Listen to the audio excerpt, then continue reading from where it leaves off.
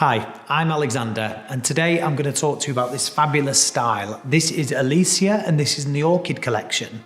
So Alicia is fantastic, and I'm going to go over some of the features that I really like. So first off, she has a lace front and a lace part. The lace part comes from the middle. It's roughly about 2 to 3 fingers width, so you can change it to a side part on either side.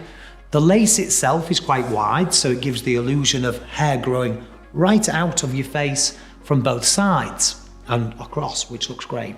Now this is a longer style in the terms of it's a longer bob. So some people call that a lob, but as opposed to it being really sleek and really like kind of straight and structured, it has a lot of layers. So it gives it this real soft, gorgeous kind of playful texture. So to look through, let's have a little look here. So Alicia, as you can see, we have this amazing kind of layer running through, face framing layers, long fringe or bangs if you like, curtain bangs, which are very, very fashionable. And this length is fabulous, really nice mid-length, very wearable, looks fantastic. I think Alicia is definitely one to watch. She's in the Orchid Collection. Alicia is a synthetic wig with an open wefted cap.